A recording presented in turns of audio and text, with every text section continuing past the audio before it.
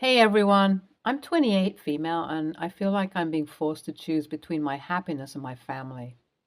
I did not want to be put in this situation, but I feel like I have no other choice. I've been married to my husband, 29 male, for the past 3 years. As our wedding happened right before COVID, my family, mom, stepdad, and stepsister Leah, did not have the opportunity to have a family gathering per se. We were in lockdown in two different states, so after Thanksgiving this year, we were financially stable enough. My family suggested I should go on a weekend visit to the lake with them. My stepdad, who's a real estate agent, has a lake house, and we were going to go there. Growing up, due to the estranged relationship I had with my family, I was not looking forward to hanging out with them. Honestly, I was not in contact with my family before my marriage. Once I moved out when I was 18, I stopped contacting them. But as my husband wanted a full house during the wedding, he insisted I get in touch with the family even though I had my inhibitions. I was forced to get back in touch with them, and when I did so begrudgingly. So the lack of hanging out as a family did not bother me in the slightest. However, once my husband heard about the invitation, he was super excited to go there with my parents, and I agreed with him begrudgingly. While I was at the weekend retreat, I was reminded of the partiality that my family showed towards Leah, and I actively chose not to be a part of all of these social moments when they sat around the fire or by the lake and discussed everything. My husband was a part of that. As we decided to go during a long weekend, we were there from Friday to Sunday. On Saturday night, they were drinking by the fire, and as I am not much of a drinker, I decided to take my exit. The next day, when I woke up, my husband, who was super excited about going with the family, seemed uncomfortable. He was uncomfortable for as long as we were with Leah. Once we had parted ways, my husband seemed much more like himself. I asked him about it, and he did not tell me anything. That led me to believe that something may have happened between them, as Leah had previously done that type of behavior when I was in high school. I assumed that my husband had an affair with Leah, but I tried not to let those intrusive thoughts affect me because if they had truly done something, he would have told me. Since the retreat, my husband was not very comfortable around Leah, which made the whole anxiety worse. Well, 3 days ago, my parents dropped a bombshell on me. They called me and told me that Leah is pregnant, and she told them that it is my husband's baby. So, as a good elder sister, I should divorce my husband and let him marry Leah instead. Hearing that broke my heart, and now that things hit the fan, I decided to confront my husband. He told me that while it is true that they were physically intimate, he did not mean for it to happen. Leah made him drink a lot more than he can tolerate. He's very lightweight, and to a certain extent forced him to be intimate with her. He does not remember much of the night, but he remembered every time he said no and she kept trying to kiss him and then waking up next to her naked. With how everything is laid out in front of me, I do not know how to describe the situation. It feels like an affair, but not an affair at the same time. I'm so overwhelmed and I do not know what I am going to do anymore. Update 1. Since a lot of you wanted to know about my history with Leah, the story started when I was 14 years old. My parents had separated 3 years ago, and since then it was evident that my mother was not very happy with her life. My mother had always attached her self-worth to how much love she was getting from other people, so separating from my father, who she has been with for a very long time, affected her quite a bit. She met my stepdad when I was 14. Their chemistry and attraction were immaculate, and 2 years later they got married. Stepdad moved in with us, and along with him came my stepsister. Leah was barely a year younger than me, and she was everything that I was not. You know how in those teen movies two sisters are completely different? One is blonde-haired, blue-eyed, while the other is a brunette. One is preppy and popular, while the other is a loner. Yeah, well, that was what happened in my life. Leah and I were extremely different. She was the perfect grade student, while I was a mediocre student. As she was so perfect and beautiful and amazing, she highlighted all the flaws I had. She made sure that everyone in the family and outside the family knew that I had a lot of flaws. Everything she did was to spite me. I know it was. Ever since she joined our family, she became the apple of my mom's eye. She was already her father's favorite and then stole my mother from me. I'm not suggesting that I expected my mom to keep her eyes on me 24/7, but I wanted my mom to be involved in my life. After Dad left us, she was all that I had. But Leah made sure to keep her busy. Mom was busy with Leah all the time. Leah needed her mom at her recitals, at her plays, and at her basketball tournament, to the extent that my mom was never there for me. While I am a bit more closed off and I knew that I did not have that many programs for her to attend, it was still a little bit jarring to see my mom simply forget I exist and was there just for Leah. Whenever we had our results, I noticed that the way Mom and Stepdad treated me was vastly different from how they treated Leah. If Leah scored less, they would excuse her, but if I scored less, it was not accepted at all. In their eyes, as I do not have so many extracurricular activities and hobbies, if I scored a little less, it was a bad thing, and I should be like Leah anyways, because then it would be less embarrassing for my entire family. Understandably, I never got too close to Leah. Owing to how our parents worshipped the ground she walked on, Leah, too, started behaving that way with me. She was condescending towards me. She was harsh and cruel towards me on an emotional level, which I understood after I moved out of the house. During our high school days, Leah made sure to spread rumors about me, and that caused my bullying to get worse. Since we both used our respective parents' surnames, nobody ever thought that Leah and I were both living under the same roof or were related. It was strange to live with my biggest bully. I felt like I had no way to get peace. This is why, when I got the opportunity to leave the state and move somewhere else, I did. I moved out of the house for the sake of my university. Once I moved out of the house, things were so much better, honestly. I had no intention of ever getting back in touch with the family, and I hate that I was forced to get back in touch with them. And now that all is said and done, you guys can see why I hate everything about my family. My family does not feel like my family anymore, and I feel so lost. As far as my husband is considered, as I have mentioned before, he has insisted several times that he had no intention of having sex with her, and what happened was something he did not have any control over, and he definitely does not want to be stuck with her. While he is saying this, my whole family keeps insisting that I should accept that my marriage is dead and let her have him instead. Since she's carrying his child, it would be better if they are together, as that would be better for the family they're about to have. Honestly, any advice you guys have would be extremely helpful. Update 2. I hear what you guys are saying. I will refuse the whole divorce thing because honestly, my husband is the victim. Now that I have had the time to process everything with your help, this was not an affair, and my husband should not have to be with someone who has violated his boundaries. I will ask for a paternity test and I will go from there. I'm hoping the result comes out negative. I do not want Leah to bear my husband's child. This is not how I wanted my married life to be, and now everything is spiraling out of control. Update 3. Hey everyone, sorry it took a while to update you guys. A lot has happened and I have been rather emotionally overwhelmed. So I told them about the paternity test and my whole family went off on me saying that this is some bullshit and I should not believe my husband. I should believe Leah instead and everything. I told them that it would be better just to confirm. I still had not mentioned my husband's side of the story. I told them that I want to be there when the DNA report is being read out. I will pay for the paternity test myself, and if my husband is the father, I will consider divorcing him. Leah finally agreed to do a paternity test.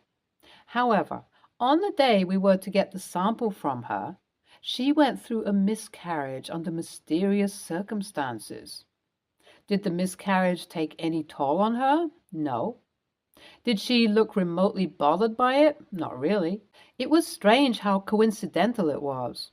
I have a feeling that she was not pregnant in the first place because By my calculations, she would have been about 4 months in and she would have been showing a little, which she was not. Realizing how far my stepsister was willing to go just to ruin my relationship with my husband was kind of like an eye-opener. I realized that this is not something that I want anything to deal with, and with that, I went no contact with my family again. This time, my husband did not have anything to say against my decision.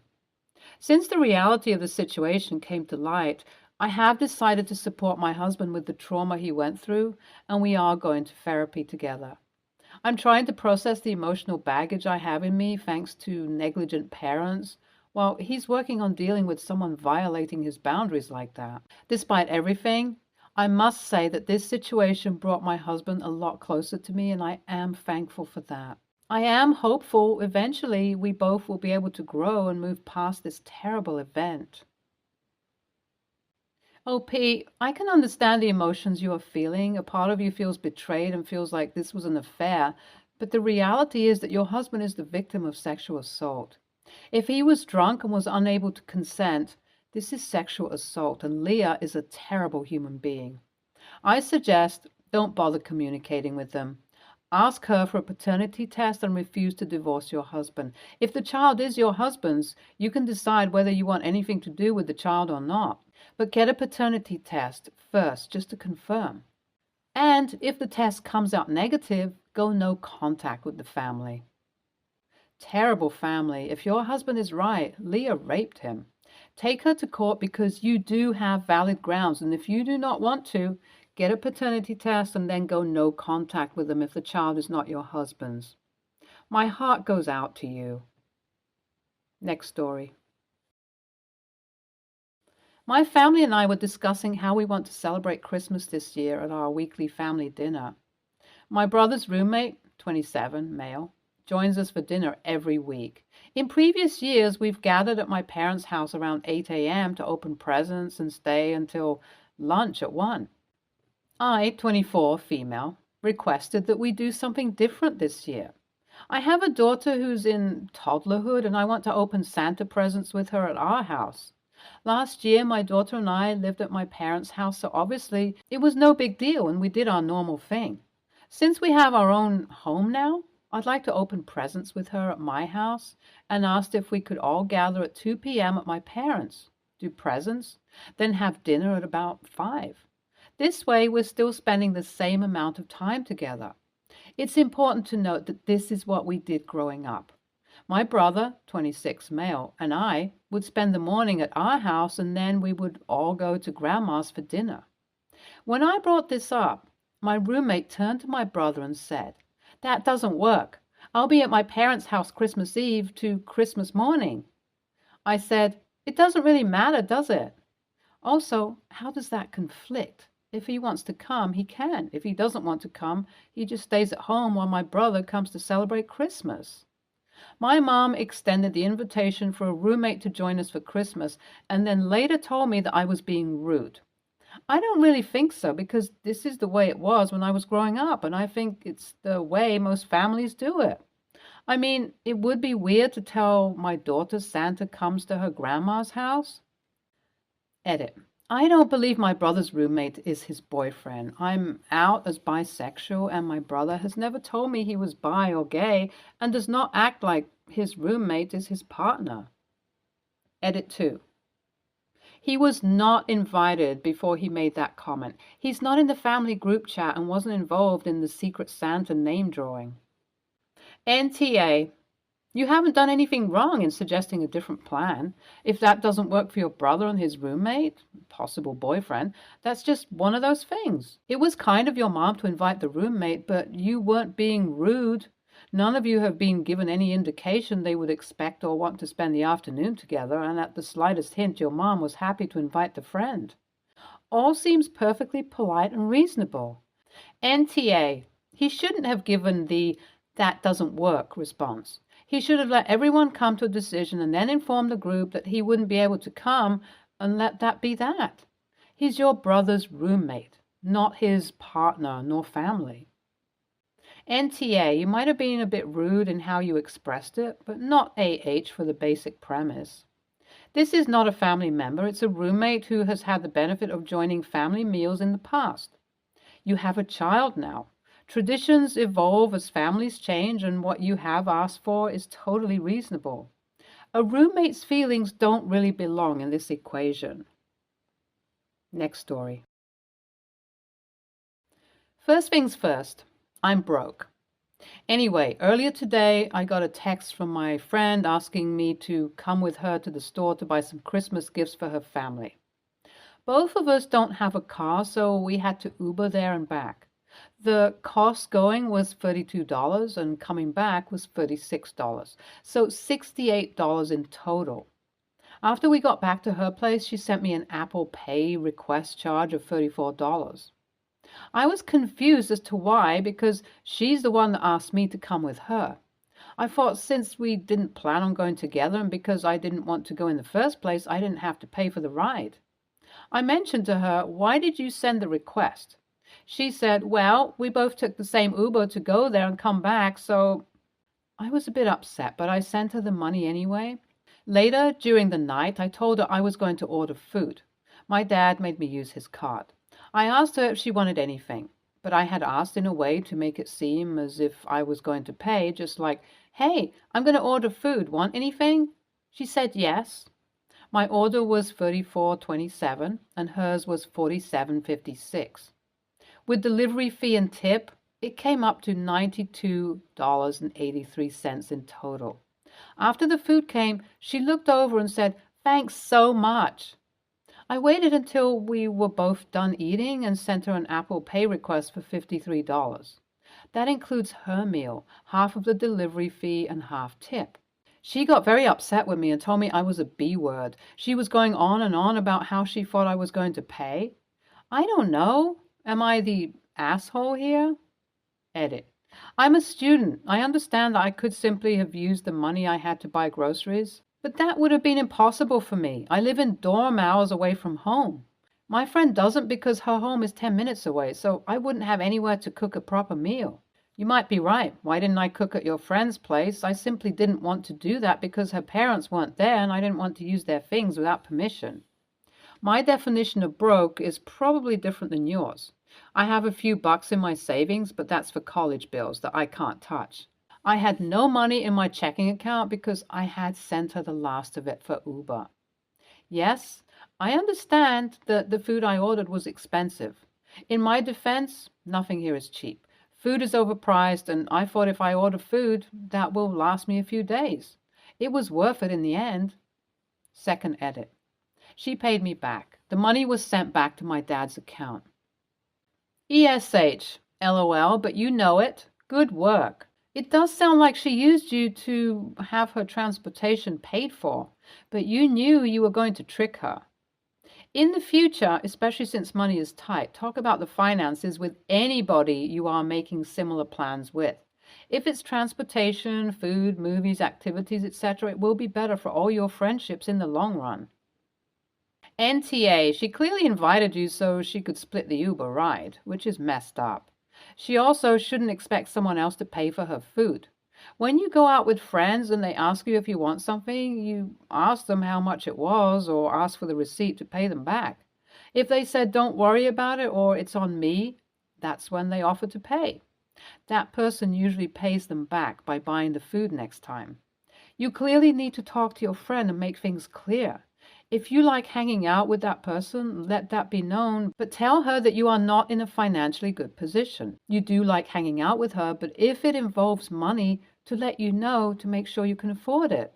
You could also make an arrangement to buy groceries at the same time, so that way you don't pay for an Uber ride you just accompanied her for.